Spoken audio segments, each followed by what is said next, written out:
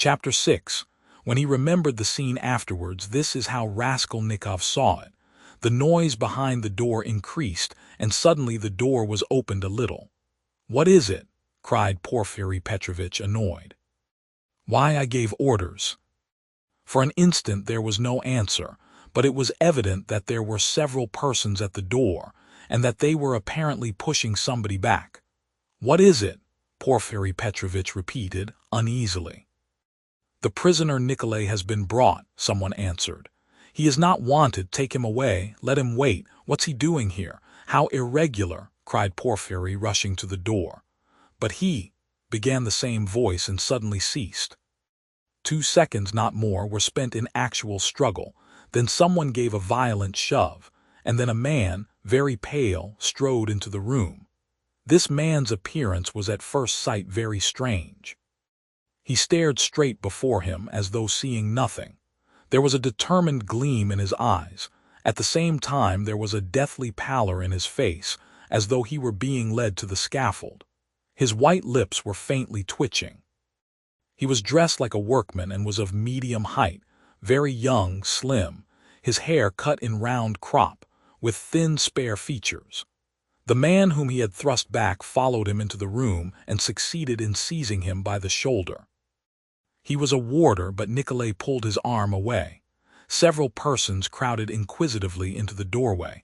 Some of them tried to get in. All this took place almost instantaneously. "Go away, it's too soon."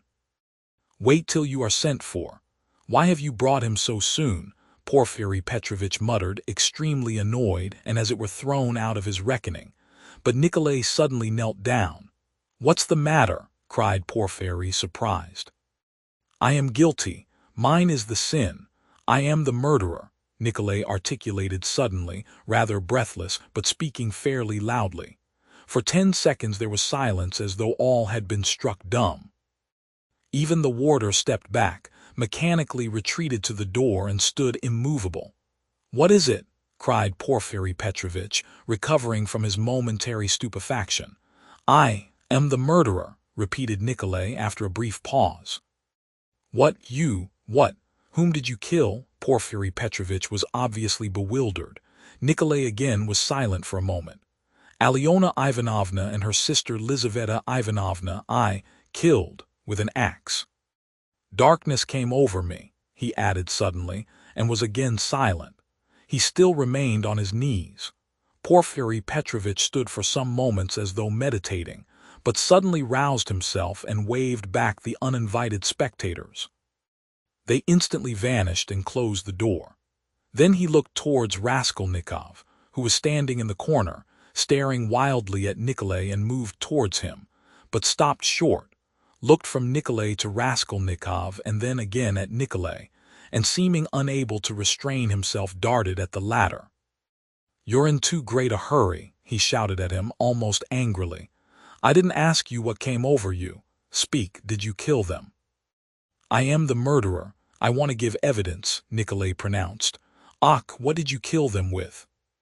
"An axe. I had it ready." "Ach, he is in a hurry, alone." Nikolay did not understand the question. "Did you do it alone?" "Yes, alone. And Mitka is not guilty and had no share in it." "Don't be in a hurry about Mitka. Ach. How was it you ran downstairs like that at the time? The porters met you both." "It was to put them off the scent. I ran after Mitka," Nikolay replied hurriedly, as though he had prepared the answer. "I knew it," cried Porfiri with vexation. "It's not his own tale he is telling," he muttered as though to himself, and suddenly his eyes rested on Raskolnikov again. He was apparently so taken up with Nikolay that for a moment he had forgotten Raskolnikov. He was a little taken aback. "My dear Rodion Romanovitch, excuse me," he flew up to him. "This won't do, I'm afraid you must go. It's no good your staying. I will. You see, what a surprise. Goodbye." And taking him by the arm, he showed him to the door.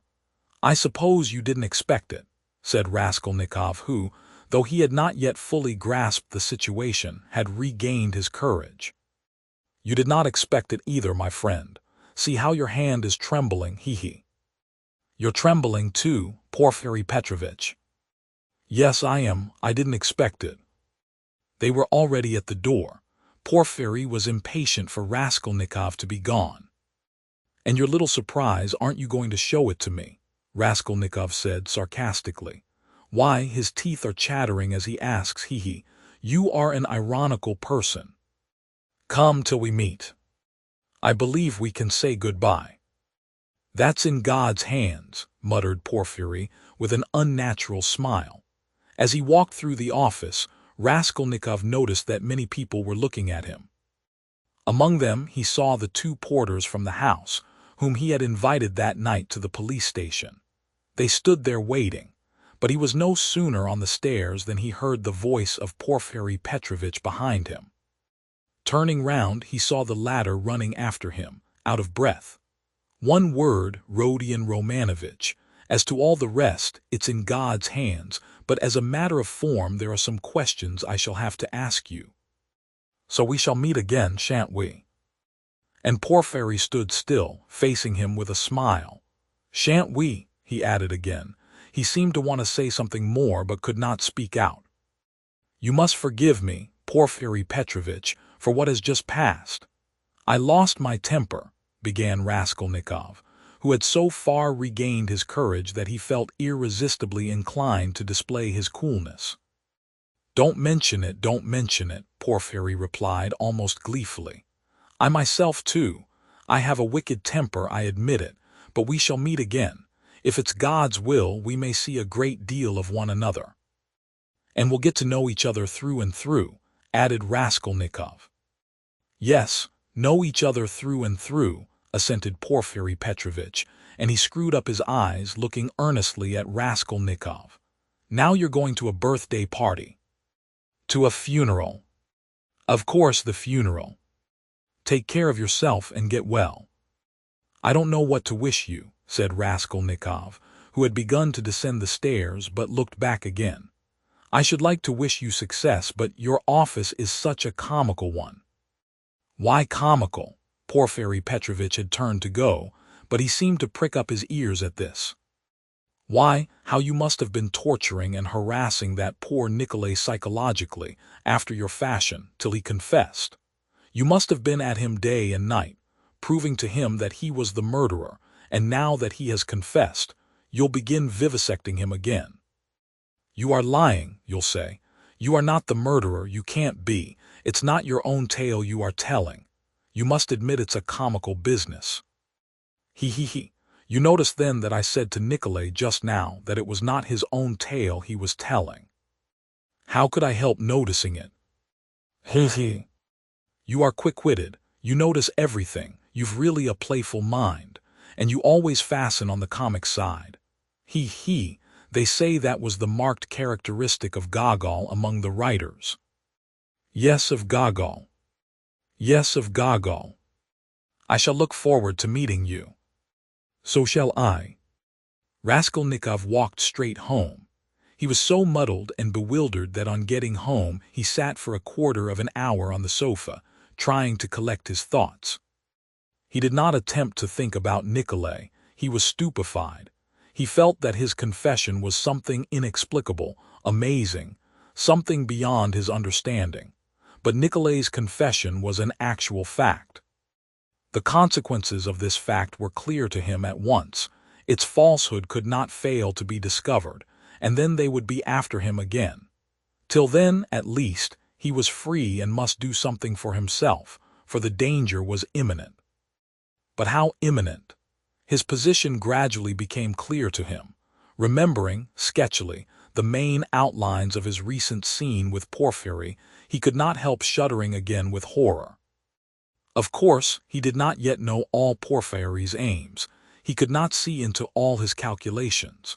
But he had already partly shown his hand, and no one knew better than Raskolnikov how terrible Porfiry's lead had been for him. A little more and he might have given himself away completely, circumstantially. Knowing his nervous temperament and from the first glance seeing through him, Porfiry, though playing a bold game, was bound to win. There's no denying that Raskolnikov had compromised himself seriously, but no facts had come to light as yet. There was nothing positive. But was he taking a true view of the position? Wasn't he mistaken? What had Porfiry been trying to get at? Had he really some surprise prepared for him? And what was it? Had he really been expecting something or not? How would they have parted if it had not been for the unexpected appearance of Nikolay? Porfiry had shown almost all his cards, of course. He had risked something in showing them. And if he had really had anything up his sleeve, Raskolnikov reflected, he would have shown that too. What was that surprise? Was it a joke? Had it meant anything? Could it have concealed anything like a fact, a piece of positive evidence? His yesterday's visitor, what had become of him? Where was he today? If Porfiry really had any evidence, it must be connected with him. He sat on the sofa with his elbows on his knees and his face hidden in his hands. He was still shivering nervously. At last he got up, took his cap, thought a minute, and went to the door. He had a sort of presentiment that for today, at least, he might consider himself out of danger. He had a sudden sense almost of joy. He wanted to make haste to Katerina Ivanovna. He would be too late for the funeral, of course, but he would be in time for the memorial dinner, and there at once he would see Sonia. He stood still, thought a moment, and a suffering smile came for a moment onto his lips. Today. Today, he repeated to himself. Yes, today, so it must be. But as he was about to open the door, it began opening of itself. He started and moved back. The door opened gently and slowly, and there suddenly appeared a figure, yesterday's visitor from underground. The man stood in the doorway, looked at Raskolnikov without speaking, and took a step forward into the room. He was exactly the same as yesterday, the same figure, the same dress, but there was a great change in his face. He looked dejected and sighed deeply. If he had only put his hand up to his cheek and leaned his head on one side, he would have looked exactly like a peasant woman. "What do you want?" asked Raskolnikov, numb with terror. The man was still silent, but suddenly he bowed down almost to the ground, touching it with his finger. "What is it?" cried Raskolnikov. "I have sinned," the man articulated softly. "How?" "By evil thoughts." They looked at one another. "I was vexed. When you came, perhaps in drink, and bade the porters go to the police station and asked about the blood, I was vexed that they let you go and took you for drunken. I was so vexed that I lost my sleep. And remembering the address, we came here yesterday and asked for you." "Who came?" Raskolnikov interrupted, instantly beginning to recollect. "I did, I've wronged you." "Then you come from that house?" "I was standing at the gate with them." "Don't you remember? We have carried on our trade in that house for years past. We cure and prepare hides, we take work home. Most of all I was vexed." And the whole scene of the day before yesterday in the gateway came clearly before Raskolnikov's mind. He recollected that there had been several people there besides the porters, women among them. He remembered one voice had suggested taking him straight to the police station.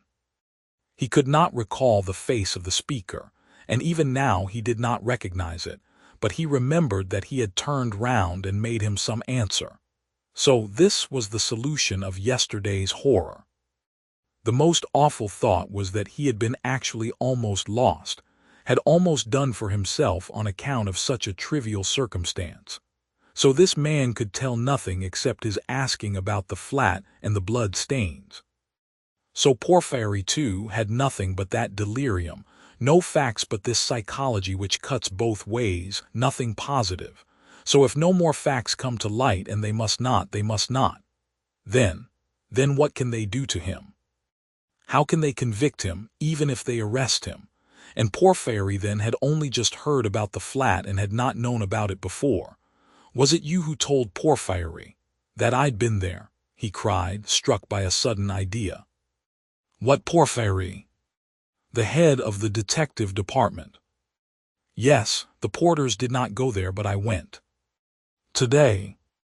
I got there 2 minutes before you, and I heard it all, how he worried you." "Where, what, when?" "Why, in the next room." I was sitting there all the time.